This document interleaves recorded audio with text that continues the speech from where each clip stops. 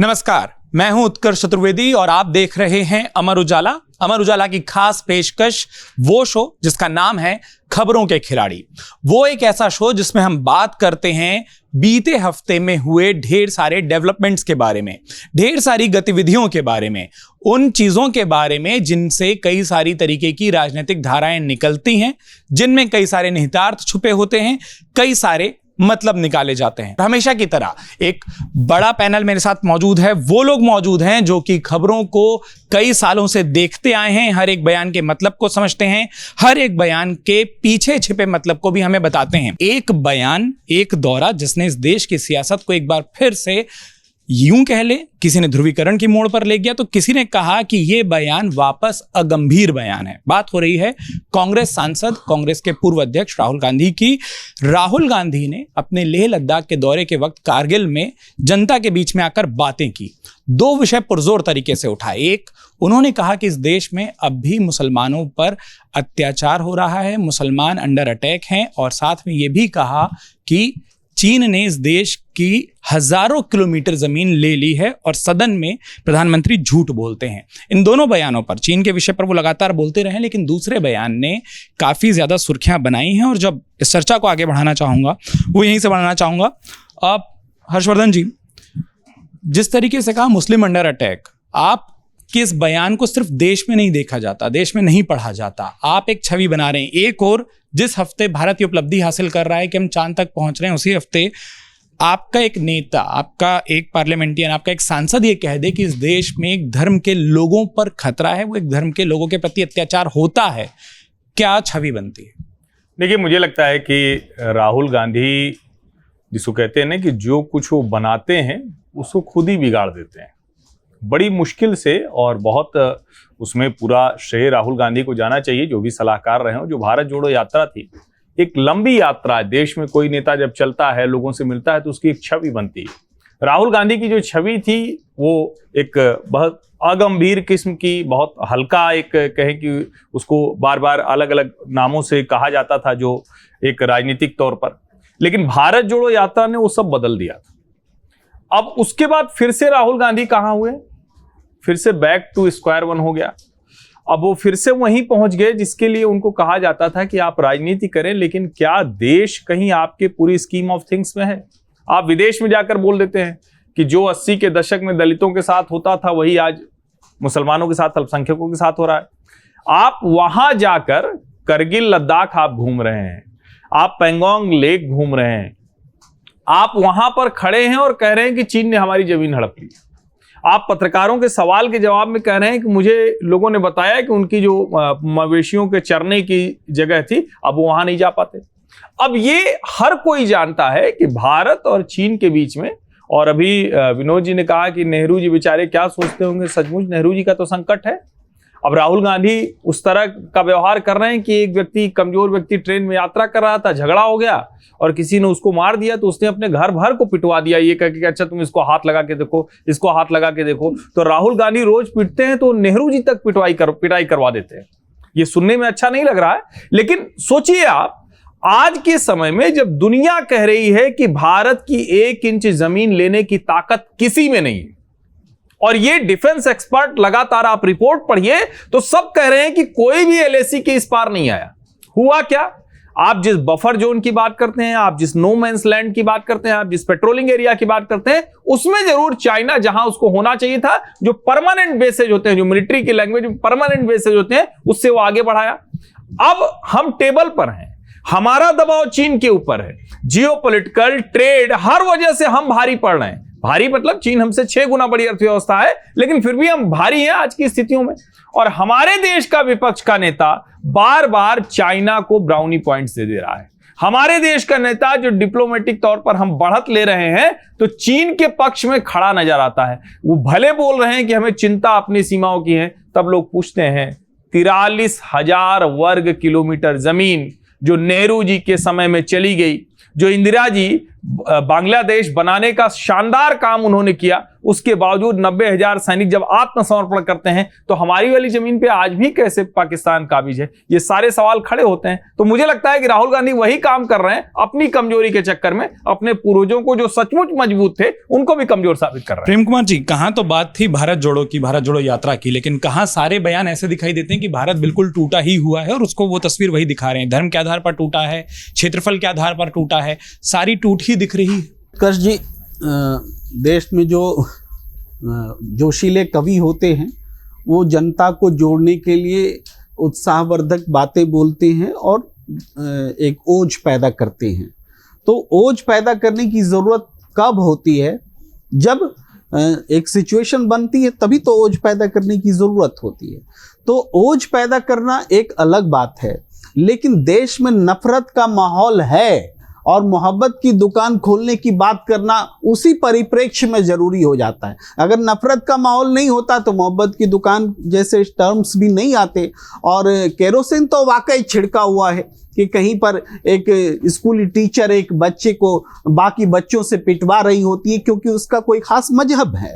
भाई सांप्रदायिक दंगे भी हाल में हुए हैं। दूसरी चीज़, जहाँ कहीं भी छोटी मोटी बातें हो रही हैं, भाई बुलडोजर पर अदालत का भी फैसला आया, मुहर लग गई कि कैसे डिस्क्रिमिनेशन के तरीके से ये काम हो रहा है।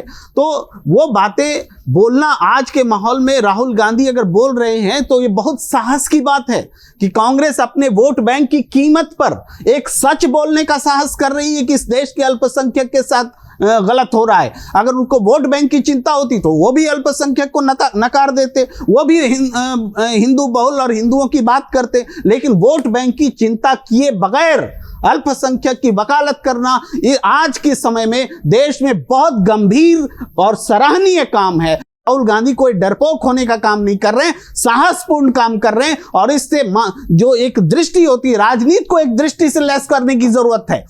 इससे सबक लेना होगा उन विरोधी राजनीतिक दलों को जो एक समुदाय विशेष को हटा करके राजनीति करना चाहते हैं। और ये इंक्लूसिव राजनीति की बात कर रहे हैं कि सबको इंक्लूसिव करिए। वही जो सोच है, उसी इस गलत सोच के कारण मणिपुर जैसे हालात पैदा होते हैं, बहुसंख्यक अल्पसंख्यक जैसे हालात पैदा होते हैं। ये एकांगी की सोच जो है कि कोई हिंदू राष्ट्रवाद बना रहा होता है, हिंदुओं को मुसलमानों से खतरा है, मुसलमानों को हिंदुओं से खतरा है। इस देश में हर कोई खतरे में है, हर कोई खतरे में है। बीजेपी के नेताओं को देख लीजिए या जो अल्पसंख्यकों की चिंता कर रहे हैं उनको देख लीजिए, सब कोई खतरे में डूबा जा रहा है। तब फिर किस बात का देश एकजुट है? फिर क्यों ना हम कहें कि ये देश जो है बिखराव के रास्ते पर है, नफरत के रास्ते पर है और इसको जोड़ने के लिए हमको कदम उठाने की जरूरत है। चीन का सवाल आता है, क्या ये सच नहीं है कि जब चीनी राष्ट्रपति के साथ ये झूला झूल रहे थे तो हमारी सीमा पर अतिक्रमण हो रहा था? ये सच नहीं है? एलएसी और ये टेक्निकल बातें होती है, लेकिन क्या ये सच नहीं है कि जो बफर जोन है जहां पर हम घूमा करते थे, हम आया जाया करते थे, आज चाइना बैठा है? क्या ये सच नहीं है जब हमारे बीच में लड़ाई हो रही थी तो हमने एक स्ट्रेटेजिक पॉइंट पर, ऊंचाई पर, अपनी जगह पर स्थापित कर लिया खुद को सेना ने? उसके बाद बातचीत में हमने वहां से अपनी सेना को पीछे उतारा क्योंकि बातचीत आगे बढ़े और उसका परिणाम यह हुआ कि हमने जो विनिंग पॉइंट बनाया था, बातचीत में जो मजबूत स्थिति बनाई थी, हमने उसको छोड़ दिया और आज तक वो उस पर बात करने को तैयार नहीं है कि हम एलएसी से पोजीशनिंग चेंज करेंगे। अब वो वर्तमान स्थिति को बनाए रखते हुए चीन बात करने को तैयार है। ये हमारी फेल्योर है और इस पर उंगली उठाना। और चीन के सामने हमारे प्रधानमंत्री ने आज तक एक बार भी चीन का नाम नहीं लिया है। तो क्या विपक्ष चुप रहेगा, खामोश रहेगा? ये जो राहुल गांधी बोल रहे हैं बिल्कुल सही सवाल है और ये सवाल पूरा देश पूछ रहा है। आप कह रहे हैं सवाल पूरा देश पूछ रहा है। और समीर जी, इसी पॉइंट को जोड़ते हुए कि राहुल गांधी जो कह रहे हैं वो उस कीमत पर कह रहे हैं कि उनको मालूम है कि जब चीन का सवाल उठाएंगे विपक्ष हमला करते हुए प्रधानमंत्री नेहरू तक जाएगा। लेकिन अगर आज उनकी सारी बातों में कुछ तथ्य है तो उस पर बात करने में दिक्कत क्या है? देखिए, राहुल गांधी के किसी भी बात में जवाब देने में सरकार को दिक्कत रही है और राहुल गांधी जितने आरोप लगाते हैं उसका भारतीय जनता पार्टी भी उसका जवाब देती है और केंद्र सरकार भी जवाब देती है। राहुल गांधी लगातार चीन को लेकर बोलते आ रहे हैं और ऐसा नहीं कि पहली बार उन्होंने अपनी यात्रा के दौरान बोला है चीन के बारे में। वो लगातार चीन का मुद्दा उठा दे रहे हैं और केंद्र सरकार ने हर बार जवाब दिया। मुझे ऐसा लगता है कि सेना भी इस मामले में बयान दे चुकी है, तो सेना के बयान के आने के बाद मुझे ऐसा लगता है कि इसे बहुत ज्यादा कहने की जरूरत नहीं रहती। लेकिन राहुल गांधी की एक बात का मैं और जिक्र करूंगा, जिस प्रकार से उन्होंने जो कहा था कि मुसलमान डरे हुए हैं देश के अंदर और असुरक्षित है। मुझे लगता है कि प्रधानमंत्री नरेंद्र मोदी के 2014 के बाद जब 4 संभालने के बाद से 9 साल में अल्पसंख्यक समुदाय के लिए जितनी योजनाएं लाई गई, मुझे ऐसा लगता है शायद वो कांग्रेस के सरकार समय भी नहीं लाई गई थी। अब देखिए, उड़ान योजना वो लेके आए, शादी शगुन योजना वो लेके आए, ट्रिपल तलाक प्रधानमंत्री नरेंद्र मोदी लेके आए। तो सबका साथ सबका विकास सबका विश्वास की जो मोदी का जो एजेंडा है वो सबके साथ रहा। क्या जनधन अकाउंट में मुस्लिम लोगों के अकाउंट नहीं खुले? क्या उज्ज्वला योजना में क्या मुसलमानों को नहीं मिला? क्या प्रधानमंत्री आवास योजना में क्या गरीब मुसलमानों ने मकान नहीं मिले? क्या शौचालय के लिए क्या गरीब महिलाओं को शौचालय उपलब्ध नहीं होगा? तो मुझे ऐसा लगता है कि जितनी भी योजनाएं प्रधानमंत्री मोदी की रही, और मैं इस बात के लिए तो खास उसे अल्पसंख्यक मंत्रालय का विशेष धन्यवाद देना चाहता हूं कि मुख्तार अब्बास नकवी जब इस मामले को देख रहे थे, अब तो इस मामले के मंत्री नहीं, अब स्मृति ईरानी जी के पास है, मुख्तार अब्बास नकवी लगातार इस बात पर ध्यान देते थे कि ये योजनाएं अल्पसंख्यक तक किस तरीके से पहुंच जाए। और प्रधानमंत्री मोदी और पीएमओ ने इस बात से खास तौर से अल्पसंख्यक मंत्रालय से कहा था कि जो भी केंद्र सरकार योजनाएं लागू कर रहा है उस बात का विशेष ध्यान सुनिश्चित किया जाए कि अल्पसंख्यक समुदाय के पास ये योजनाएं जमीनी स्तर पर पहुंचे। भारतीय जनता पार्टी जहां राज्य है, जहां डबल इंजन की सरकार है, वहां भी कहा गया था कि सुनिश्चित करे कि वहां पर अल्पसंख्यक समुदाय के पास अब योजनाएं पहुंचे। तो मुझे ऐसा लग रहा है कि प्रधानमंत्री के स्तर पर प्रधानमंत्री की किसी भी योजना में इस तरह का नहीं रहा, और सबका साथ सबका विकास लेने की उनकी जो योजना थी उसमें सबको साथ लेके चल रहे हैं। यह कह देना कि मुसलमानों के साथ जाति की जा रही है, मुझे लग रहा है ये गलत है। हर्षवर्धन जी, एक चीज आपसे, फिर पूर्णिमा जी मैं आप पर आता हूं। जो प्रेम कुमार जी ने कही कि राहुल गांधी जो बयान दे रहे हैं वो वोट की कीमत पर दे रहे हैं, वो जानते हैं कि सच को बोलेंगे तो वो उस तरीके की अपीजमेंट पॉलिटिक्स नहीं करेंगे जो बाकी पार्टियां कर रही हैं, फिर भी वो ये कर रहे हैं, इसलिए उनको सुना जाना चाहिए। नहीं, इससे बड़ा झूठ और इससे बड़ा कुतर कुछ नहीं। अरे वोट ही के लिए तो कर रहे हैं। देश भर में मुस्लिम वोट बैंक छिटक गया उनसे, सारा रीजनल पार्टीज के पास चला गया है।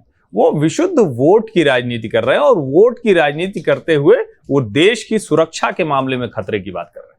खतरनाक यहां ये नहीं, आप राजनीति कीजिए, आप नरेंद्र मोदी को कुछ भी कहिए, भारतीय जनता पार्टी कुछ भी कहिए, ये आपकी राजनीति है, आप दोनों करेंगे, कोई छोड़ेगा थोड़ी नहीं। लेकिन आप जिस तरह से बोलते हैं, और आप यात्रा करके चले कन्याकुमारी से, और लाल किले पर आपने कहा कि हमने कहीं नहीं देखा, कोई नफरत हमको नहीं दिखी, तो आप क्यों निकले थे? और मोहब्बत की दुकान नहीं होती भाई साहब, मोहब्बत की दुकान जैसा शब्द और मोहब्बत जैसा शब्द, कम से कम दोनों की तुलना तो करने से सोचिए। एक निगेटिव है, एक पॉजिटिव है। दुकान लगा रहे हैं ऐसे कहते हैं क्या? कुछ खरीदने जाते हैं, मोहब्बत खरीदी जाती है क्या? दुकान में तो कुछ ना कुछ खरीदा बेचा जाता है ना, मतलब कोई खरीदने वाला होगा, कोई बेचने वाला होगा। राहुल गांधी निगेटिव कोनोटेशंस के साथ राजनीति कर रहे हैं, नकार उनकी राजनीति में बहुत अधिक है। और इस देश में अब तक के जो अल्पसंख्यकों पर आप कहें कि उनके ऊपर जो अत्याचार हुए, जो दंगे में वो मारे गए, किसी तरह से उनका जीवन स्तर, उसके आप आंकड़े उठाकर देख लीजिए। सबसे बेहतर स्थिति में भारतीय जनता पार्टी की सरकार में।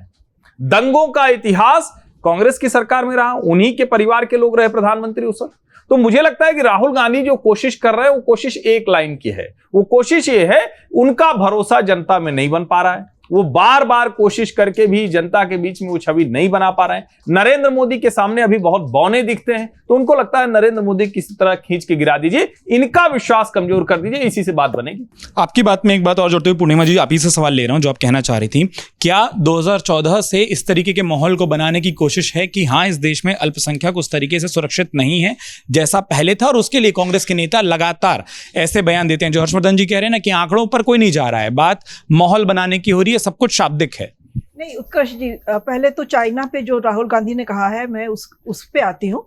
डोकलाम में जब वो दोनों देशों के बीच में जो झड़पें हुई थी, दोनों देशों के सैनिकों की, 2017 में वो बता रहे हैं। हाँ, डोकलाम के वक्त में हमने उस वक्त बहुत सारी सैटेलाइट इमेजेस देखी थी जिसमें कि क्लियर दिखाया गया था, जो कि किसी सरकार के द्वारा जारी नहीं की गई थी, कि जो नो मैंस लैंड है, बफर जोन है, उसमें बहुत अंदर तक चीन घुस आया है और उसने पक्के स्ट्रक्चर्स बना लिए हैं। तो आज की डेट में क्या स्थिति है, इसको सरकार ने अभी तक क्लैरिफाई नहीं किया है। कहीं पे कोई हमें एक जो वास्तु स्थिति है उसकी हमें जानकारी नहीं है। क्या इस पर सरकार को एक खुलासा नहीं करना चाहिए? नो मैंस लैंड या बफर जोन इसीलिए होता है कि किसी एक देश का कब्जा वहां ना हो। जब चीन वहां आके बैठा हुआ है तो उस पर भारत ने क्या किया, क्या वहां से आगे बढ़ गया है चीन या वहां से पीछे चला गया है, इसके ऊपर आपको क्या नहीं लगता है कि हम सभी लोगों को जानने का हक है और सरकार की ये एक दायित्व बनता है, ड्यूटी बनती है कि वो इस चीज को क्लैरिफाई करे। तो अगर वो क्लैरिफाई नहीं कर रहे हैं तो उसके पीछे वजह क्या है, और अगर राहुल गांधी उस पर सवाल उठा रहे हैं तो उसमें मुझे कोई गलत नहीं दिखाई दे रहा है, क्योंकि आज लोग जो बोलने से डरते हैं, राहुल गांधी खुल्लम खुल्ला अगर बोल रहे हैं तो अच्छी बात है। वो बेशक वोट की कीमत पे बोल रहे हैं, उनको पता है कि वो ये बोलेंगे तो उनकी वो सारी खानदान की वो सियासत को ये लेके उनके पीछे पड़ जाएंगे और उससे नुकसान होगा। दूसरा, जहां तक 14 के बाद से आप कह रहे हैं माहौल बनाने की कोशिश की जा रही है, उत्कर्ष जी कोई दूसरा माहौल ये नहीं बना रहा है। ये जो सरकार के लोग अंदर बैठे हुए हैं, जो इनकी विभिन्न शाखाएं होती हैं, माहौल वहीं से बन रहा है, जिससे कि एक भय पैदा हो रहा है एक बहुत बड़े समुदाय में, मुस्लिम समुदाय में, कि उनको अपनी बात रखने, अपनी सुरक्षा को लेकर खतरा महसूस हो रहा है। अभी तो जो कल परसों जो मुजफ्फरनगर का वीडियो सामने आया है, वो जनमानस में कितने हद तक जहर भर चुका है ये दिखाता है। आप बताइए, एक 9-10 साल के बच्चे की क्या ऐसी गलती रही होगी जिससे कि टीचर ये कहे कि बाकी बच्चों आओ मारो और ये मुस्लिम है, इसको इसी तरह करना चाहिए, तो दूसरा टीचर हंसते हुए कमेंट कर रहा है कि हाँ अच्छा है, इनकी पढ़ाई बेशक खराब हो। तो ये जो मानसिकता बन रही है, ये किसने बनाई है उत्कर्ष जी? ये राहुल गांधी ने नहीं बनाई है। ये जो लोग बैठे हैं सत्ता में, और इस तरह के बहुत उदाहरण सामने आए हैं। लेटेस्ट में बता रही हूँ, ये भी खबरों में कहीं नहीं आया है, अभी बनारस में ज्ञानवापी मस्जिद में सर्वे चल रहा है, उस पे मीडिया की रिपोर्टिंग की रोक लगी हुई है, लेकिन आए दिन वहां से इतने भड़काऊ भाषण आ रहे हैं बजरंग दल, विश्व हिंदू परिषद से जुड़े लोगों के और बाकी जो राइट विंग ऑर्गेनाइजेशंस हैं।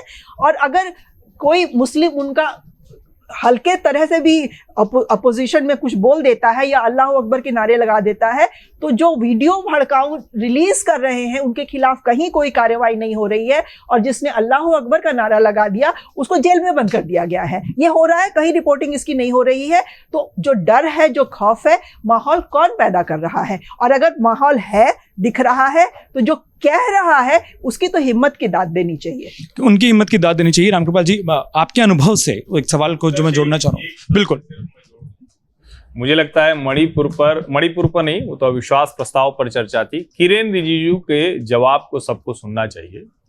भारत की किसी सीमा में इस सरकार के दौरान कोई पक्का स्ट्रक्चर नई जमीन पर नहीं बना है।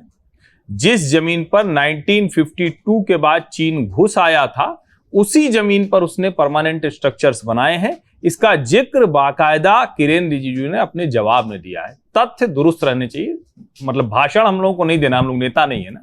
ठीक है सर, जिस सवाल को मैं आपसे पूछना चाह रहा था, क्योंकि दो अलग अलग विषय हैं जिन पर बात चल रही है, लेकिन क्योंकि आपका जो अनुभव है, क्या आपको सच में लगता है कि इस वक्त समाज के ताने बाने में इस हद तक डिफरेंसेस हैं जिसकी बात राहुल गांधी कह रहे हैं कि जो एक माइनॉरिटी है इस देश की, वो डरी हुई है, उसी पर अत्याचार हो रहे हैं? देखिए, अगर ज्वालामुखी अंदर से एनर्जी धधक रही है तो कभी न कभी तो फूटेगा। मैं एक सवाल कर रहा हूं, देखिए, एक्सेप्शंस से पूरा समाज का पैमाना नहीं हो जाता है, चाहे जो भी हो। अब आप देखिए, मैं 47 में तो पैदा भी नहीं हुआ था, लेकिन बंटवारे के समय जो कुछ हुआ था, क्या वो गंगा जमुनी तहजीब के तहत हुआ था? उसके बाद आप आते जाइए लास्ट तक। मैं अयोध्या का रहने वाला था, एक ज़िला ही था फैज़ाबाद, अब बच गया है। मैंने अपने होश में कभी भी अयोध्या में दंगे नहीं सुने थे, फैज़ाबाद में दंगे कभी नहीं होते थे। वो भी हो गए, और किस साल में हुए हैं सबको पता है।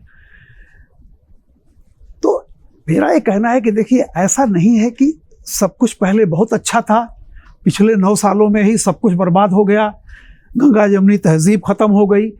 मुजफ्फरनगर मैंने बताया ना, मुजफ्फरनगर, बनारस, मैं तो रहा हूँ वहाँ, एक अखबार का पूर्णिमा जी के साथ ही मैं था, संपादक रहा हूँ, और मैंने देखा है, मैंने 90 भी देखा है, 92 भी देखा है, मैं वहीं था अखबार में, क्या क्या हुआ। और एक बात बताऊँ तो ये पहले तो मैं इस पे बोल लेता हूँ कि ये कहना निश्चित तौर पर हर समाज में, मैं कह रहा हूँ कि जो मुजफ्फरनगर की घटना है, निश्चित तौर पर वो टीचर एक आतंकवादी है और उसको एक आतंकवादी की तरह सजा दी जानी चाहिए। और ये बर्दाश्त ना के लिए बिल्कुल नहीं है। लेकिन हम ये मान लें कि इसी तरह के सारे स्कूलों में होता है, ऐसे exceptions can't be the rule. निश्चित तौर पर उसको सजा मिलनी चाहिए और कतई उसको माफ़ी नहीं मिलनी चाहिए किसी भी तरह का। और उसके समर्थन में जो भी आए, चाहे किसी पार्टी का हो, मैं उसका घोर विरोधी हूँ, घोर भर्त्सना करता हूँ। लेकिन मैं फिर कह रहा हूँ कि जब से मैं पैदा हुआ, जब से मैंने होश संभाला, तब से कुछ शब्द को सुनता आ रहा हूँ। एक लोकतंत्र की हत्या, एक अभूतपूर्व, एक हिंदू मुसलमान वैमनस्य, झगड़े होते हैं। आज से नहीं, मैं बहुत बचपन में जब था, 50 साल 60 साल पहले से मैं देखता था कि ताजिए निकालने पर कहाँ नहीं कितने झगड़े होते थे, लाठियाँ चलती थी और कुछ भी होता था। आज हो सकता है कि पहले से स्थिति कहीं खराब हो रही हो, जो भी सत्ता उसे संभालना चाहिए।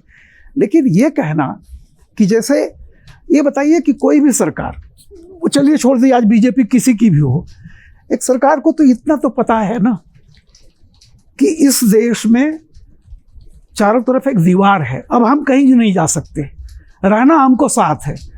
कोई भी सत्ता सिर्फ वोट के लालच में ऐसी हो जाएगी कि वो दो संप्रदायों में दंगे करा करके और सत्ता कायम रहे, मुझे लगता है ऐसा कोई भी नहीं। ना कांग्रेस के बारे में सोच सकता हूँ, जो भी जाता है ठीक है, लोकल पॉलिटिक्स है अपनी जगह पे, वोटर पॉलिटिक्स है, सब कुछ है। लेकिन मैं ये मानता हूँ कि निगेटिविटी अगर 30% है किसी सत्ता में, तो 70% उसको होता है कि हम ऐसा करें जन सामान्य के लिए कुछ अच्छा काम कर लें। जैसे यही है, जनधन योजना है या मकान है।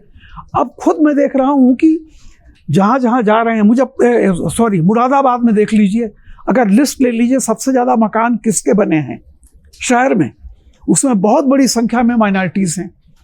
तो एक तो ये हो गया। दूसरा जो पूर्णिमा जी ने भाई सवाल उठाया था, राहुल गांधी के जो चाइना पर बयान का सवाल है। देखिए, मैं कांग्रेस इतने समय तक रही, ए.के. एंटनी साहब ने खुद पार्लियामेंट में कहा कि हमारी एक पॉलिसी है कि अविकसित बॉर्डर जो है वो ज़्यादा सुरक्षित है हमारे लिए, यानी बॉर्डर पे कोई डेवलपमेंट ना हो, रोडे वोडे ना बने। हाँ, अब आप सोचिए कि जो सरकार की पॉलिसी में है कि बॉर्डर को बिल्कुल ऊबड़ खाबड़ छोड़ दीजिए ताकि दुश्मन आने चाहे तो उसको दिक्कत हो आने में, ये हुआ। यहाँ से हम उल्टा गए और जो जिसको कहते हैं नो मैंस लैंड जो बना था बफर, उसमें देख लीजिए कि चाइना ने जो भी कंस्ट्रक्शन, जैसा कि अभी हमारे मित्र कह रहे थे, आप ये सोचिए कि जिस देश ने यह कह दिया कि हमें बॉर्डर पे डेवलप नहीं करना है, तो क्या आप सोचते हैं कि हिंदुस्तान में मोदी जी आते तो बॉर्डर तो छोड़िए, बॉर्डर के पार भी जाकर के मकान बना लेते। मतलब आप कल्पना कीजिए, जैसा मैंने कहा ना, डेवलपमेंट में भी एक कंटिन्यूटी होती है। जिस हमारे सीमा पर इंफ्रास्ट्रक्चर ही नहीं है, जिसके आगे आप जा नहीं सकते, मारा गांव की तरह लाश जैसे है, ऊपर खच्चर से आप जाइए, तो आप ये भी तो सोचिए ना, अचानक किसी को ब्लेम कर देना कि किसी को ये कर लेना। और मैं तो मानता हूं कि हमारी आर्मी न वो कभी कांग्रेस की हुई थी, ना आज वो मोदी की है, ना बीजेपी की है, ना कभी होगी।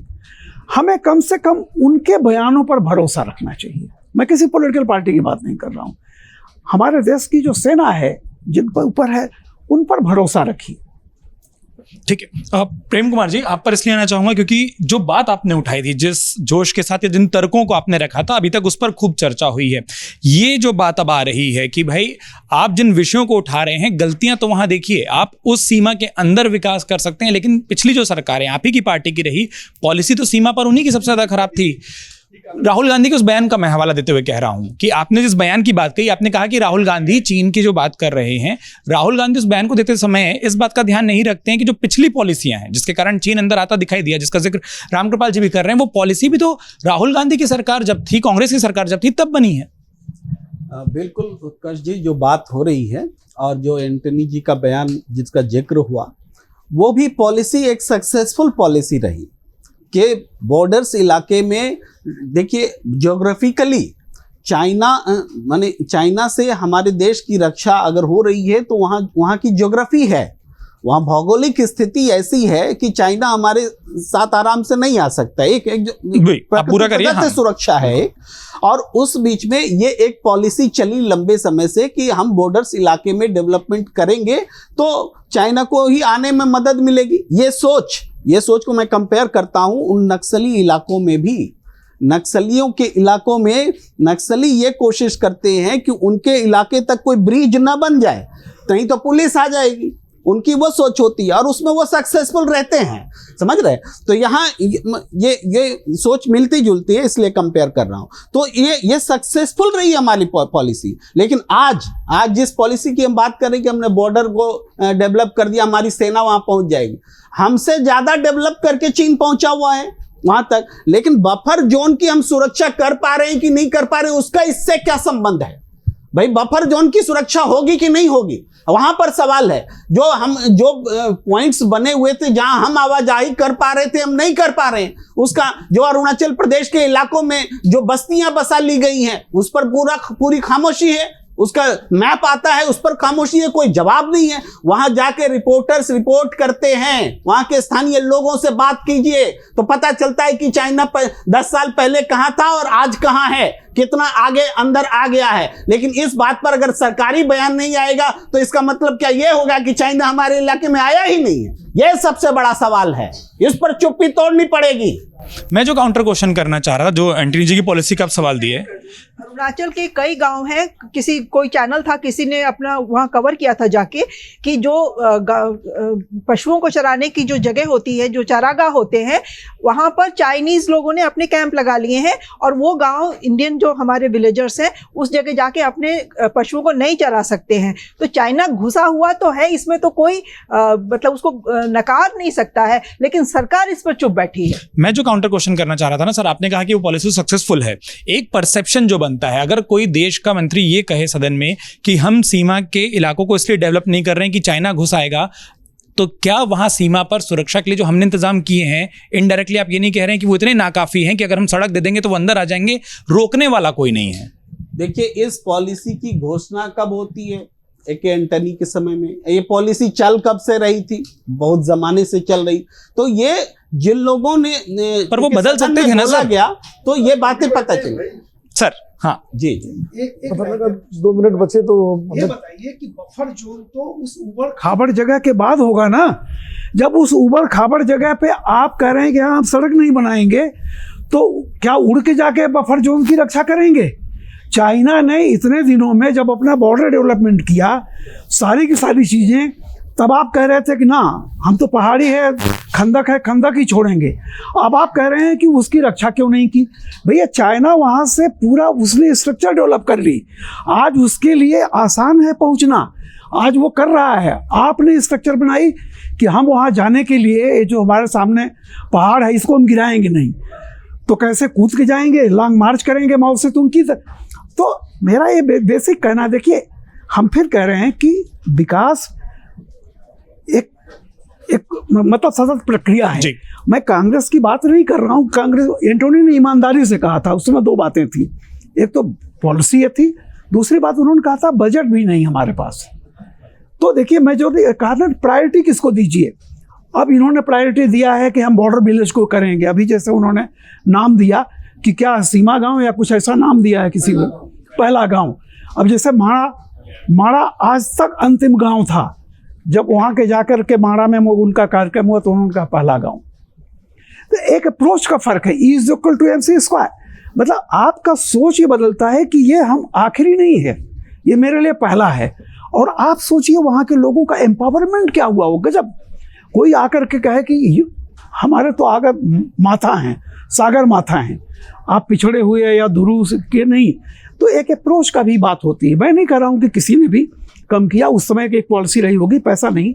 लेकिन हमें ये सोचना चाहिए कि जब चाइना ने वो विकास कर लिया जो आज हम कर रहे हैं, तो ये इनइक्वालिटी तो रहेगी बॉर्डर पे ना। चाइना आज से 20 साल पहले से वहाँ पर इंफ्रास्ट्रक्चर बना करके अपनी साजो सामान से इकट्ठा है, और हम आज भी, जिसकी मॉनिटरिंग की बात अभी हो रही थी, वहाँ पर यह था कि हफ्ते में या महीने में 4 दिन जाएंगे और ये पॉइंट यहाँ से लौट आएंगे, देखने जाते थे। उसके पीछे चाइना इतना डेवलप कर चुका था कि जब हमको दिखाई पड़ा तो पता चला कि उसकी मोटर वो काफिला, ये तो हमें मालूम था कि डेवलपमेंट हो रहा है। हमारी पॉलिसी थी नहीं होना, ठीक। तो आप उतना पीछे हैं, पिछड़े हैं। आप पॉलिसी का सवाल उठा रहे हैं, हर्षी आप काउंटर करना चाहते हैं, फिर विनोद जी से मैं क्लोजिंग रिमार्क कीजिए। मैं सिर्फ बहुत जिसको कहते हैं ना कि सारी बात रामकृपाल जी ने बहुत अच्छे से कह दी है, अब इसके बाद कुछ और जोड़ने को नहीं है। लेकिन एक मुझे लगता है कि बहुत गलत बात अभी प्रेम कुमार जी ने कही। प्रेम कुमार जी ने भारत सरकार की, कांग्रेस की जो नीति थी कि हम अपने बॉर्डर पे डेवलपमेंट नहीं करेंगे, कुछ नहीं करेंगे, ये वैसी पॉलिसी जैसे नक्सल अपने यहाँ ब्रिज उड़ा देते हैं, तो भारत सरकार की भी वही पॉलिसी, ये भी इन्होंने कहा, आप इसको देखिएगा।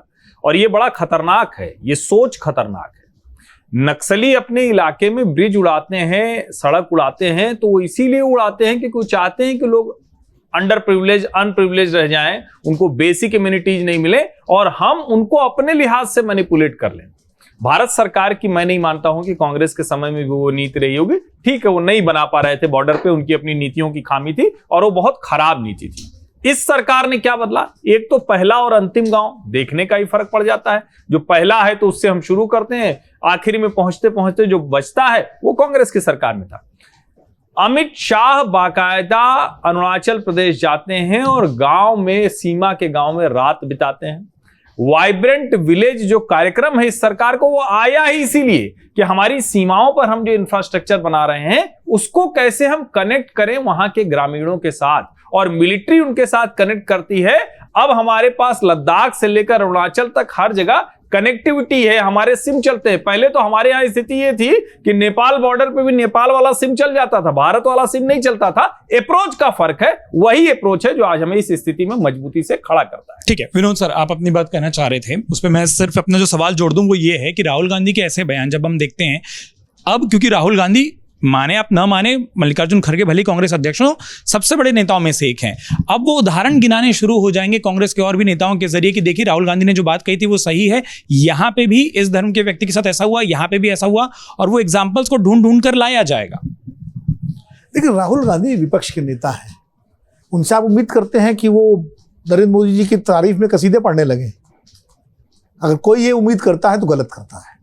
नंबर एक, 2014 से पहले जरा मोदी जी के बयानों को देखिए ना, जीएसटी पे क्या बोलते थे, आधार पे क्या बोलते थे, क्या बोलते थे वो, देखिए पुराने वीडियो, वो बहुत सारी राष्ट्रीय नीतियों पर उनके बयान क्या थे। तब वो विपक्ष में थे तो वो भी वही सब बोलते थे। आज राहुल गांधी विपक्ष में है, और तब उस दौर में चीन के अगर 4 सैनिक भी अंदर आ जाते थे चाय पीने, तो देश के मीडिया में और देश के विपक्ष में इतना हल्ला मचता था कि लगता था मनमोहन सिंह को इस्तीफा दे देना चाहिए। हमने तो सारे सीन देखे हैं, वो 4 सैनिक अगर आ गए और उनका कोई वीडियो आ गया कि आपस में गुत्थम गुत्था करते हुए, तो वो लगता है मनमोहन सिंह को इस्तीफा दे देना चाहिए। आज आप 15 राउंड से ज्यादा बात कर चुके हैं सेनाओं के बीच में, काहे की बात कर रहे हैं आप? अगर चीन का अतिक्रमण नहीं है तो काहे की बात कर रहे हैं? अभी प्रधानमंत्री जी ने शी जिनपिंग से जो अनौपचारिक बात हुई उसमें कहा कि भाई सीमा पर आप जो है स्थिति ठीक करिए, तो क्यों, तो कुछ ना कुछ तो है ना। अब कितना है वो तो ना हम इंच टेप लेके नापने गए हैं, ना हर्षवर्धन जी गए, ना प्रेम कुमार जी गए, ना रामगोपाल जी गए। वो तो जो वहां से खबरें आ रही हैं, भारत सरकार जो कहती है उसका काउंटर तुरंत तमाम एक्सपर्ट्स कर देते हैं। वो एक्सपर्ट्स कर देते हैं जो किसी पार्टी के नहीं है। लेफ्टिनेंट जनरल गुल पनाग के पिताजी जो है, लेफ्टिनेंट जनरल पनाग जैसे जो लोग वहां पोस्टेड रहे, उनके आप आर्टिकल्स पढ़िए, वो सब वस्तुस्थिति में बता चुके हैं। लद्दाख के एमपी ने पार्लियामेंट में कहा, और बराबर कहा, जो बीजेपी के एमपी है, कि भाई हमारे यहाँ चीनी जो है आगे डट गए हैं। तो ऐसा नहीं है कि सब कुछ ठीक ठाक है। तो अगर ठीक ठाक होता तो जरूरत क्या थी? फिर हम काहे के लिए चीन को लेकर के इतना ज्यादा भारत में इतना माहौल बनता कि चीन, कहाँ तो हम झूला झुला रहे थे चीन के प्रधानमंत्री को, राष्ट्रपति को, और कहाँ मल्लेपुरम में ले जाकर के उनके साथ हम वो कर रहे थे, और कहाँ जो है वो जो चीन का शहर है वहाँ प्रधानमंत्री जी कितने अच्छे रिश्ते थे। ऐसा लगता था कि हम दोनों दोस्त जो है बिल्कुल हिंदी चीनी भाई भाई का युग लौट आया। तो नेहरू जी के टाइम था, वैसे ही मोदी जी के टाइम शुरू हो गया था 2014 के बाद से। मैं खुद चीन गया था 5 अगस्त 2019 में धारा 370 का जब एब्रोगेशन हुआ, उसके बाद मैं चाइना गया था। धारा ये शुरू कहाँ से हुआ, जरा इसका देखिए। चीन का जो अतिक्रमण सीमाओं पर हुआ या घेरेबंदी चीन ने की, ये कब से की है? आप पलटिए इतिहास में। मैं 12 अगस्त को चीन में था और सरकारी प्रतिनिधिमंडल में था, और हम सब लोगों का जो है तमाम सारे चीनी एस्टेब्लिशमेंट के लोगों से बातचीत हुई। डोकलाम उसके पहले हो चुका था 2017 में, वो निपट गया था मामला, और सीधे शी जिनपिंग और मोदी जी की बातचीत से मामला सुलझ गया था। हुआ ये कि चीन सीपीएसई बना रहा है, लगभग बना ही चुका है जी। वो उसका पूरा स्टेक वहां पर है, ग्वादर पोर्ट तक और पाकिस्तान तक, तो उसने जो है पाकिस्तान को एक तरह से अपना, अब क्या कहें, उपनिवेश जैसा बना लिया। उसको वो सेफ पैसेज चाहिए, ये उसका कंसर्न है। हमारे गृह मंत्री जी ने लोकसभा में कहा कि हम अक्साई चीन लेके रहेंगे। उस बयान को भारत में तो किसी ने गंभीरता से लिया हो ना लिया हो, चीन ने बहुत गंभीरता से ले लिया और उसके बाद से चीनी सेनाओं का पूरा मूवमेंट जो है शुरू होता है। आप अगर मेरे उस समय के आर्टिकल जाके देखें, जब मैं लौट के आया तो मैंने लिखा, मैंने सारी चीजें उसमें लिखी थी कि अब चीन का जो है दबाव भारत की सीमाओं पर बढ़ेगा, क्योंकि चीन के एस्टेब्लिशमेंट के, वहाँ के डिफेंस, वहाँ के फॉरेन मिनिस्टर, वहाँ के विदेश मंत्री ने हमारे विदेश मंत्री की उपस्थिति में कहा कि our neighbour is trying to redraw the boundaries but we will not tolerate it. ये उनके बयान है। वहाँ के पॉलिसी डायरेक्टर ने हम लोगों से बातचीत में, अनौपचारिक बातचीत में कहा कि we are custodian of peace and status quo in this region and you are trying to change it. ये सारी चीजें वहां से शुरू होता है मामला, और होते होते ये नौबत आ जाती है कि आज हम स्टैंड ऑफ पोजीशन में है, एक दूसरे के आमने सामने खड़े हैं। हमारी सेनाएं कहीं कमजोर नहीं है, हमारा नेतृत्व तो कहीं कमजोर नहीं है।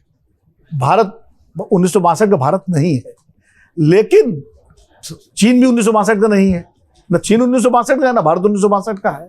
तो इसलिए खतरा और बढ़ जाता है। आप हाईवे पर जब तेज गाड़ी चलाते हो तो एक्सीडेंट फैटल होता है, शहर के अंदर अब आप चांदनी चौक पर चलाओगे तो थोड़ी बहुत चोट लगेगी लेकिन फैटल नहीं होगा। तो ये फर्क है। मैं जो कहने जा रहा हूं कंक्लूड करते हुए, चूंकि समय का भी हो गया है, कि देखिए चीन और भारत पड़ोसी हैं और चीन और भारत दोनों के हित में है कि दोनों के बीच में जो मुद्दे हैं वो शांति से बैठ के सुलझ जाए। और भारत की शुरू से नीति रही है, लेकिन भारत एक बार धोखा खा चुका है 1962 में, और ये भी अभी भी एक तरह से धोखा ही मिला हुआ है जो चीन ने आक्रमण किया है हमारे साथ। तो चीन के साथ भारत सरकार को सतर्क रहने की भी जरूरत है और चीन के साथ दुश्मनी करने की भी जरूरत नहीं है, क्योंकि पड़ोसी से दुश्मनी ठीक नहीं होती।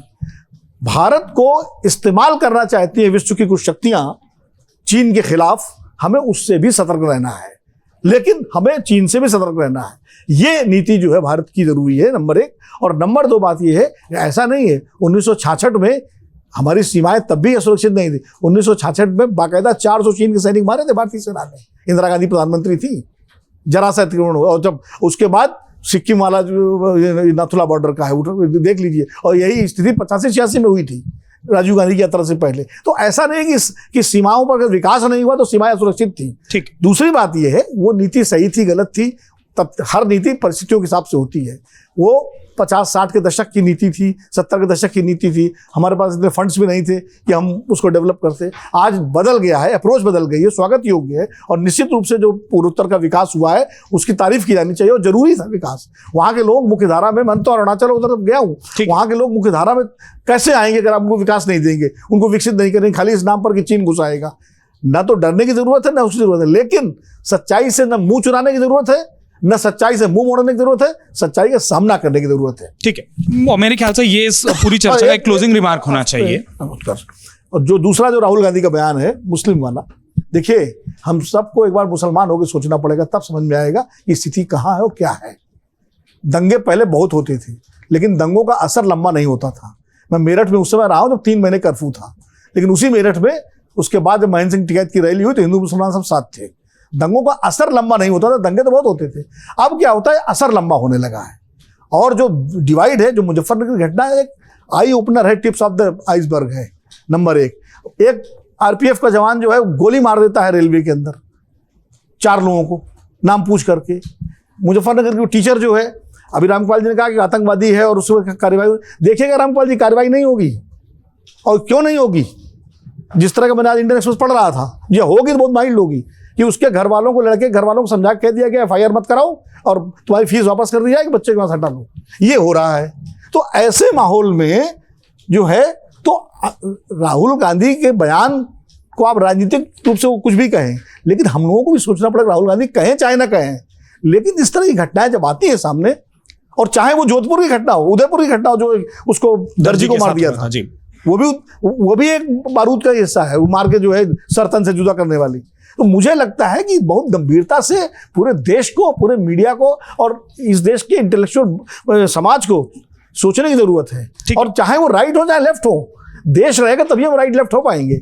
मतलब मुझे लगता है कि इससे बड़ी लाइन वो बच्चा, उसका कितना मानसिक उत्पीड़न हुआ होगा। आप सोचिए, कल को अगर कोई गलत कदम उठा ले और उसको कोई रेडिकलाइज कर दे, जो तमाम सारे स्लीपर सेल्स हैं, तो आप कैसे रोकेंगे उसको। 1984 के दंगों के बाद इस देश में आतंकवादी घटनाएं बहुत बढ़ गई थी, क्योंकि बहुत सारे बच्चे जिन्होंने अपने परिवार खोए थे वो रेडिकलाइज हो गए थे।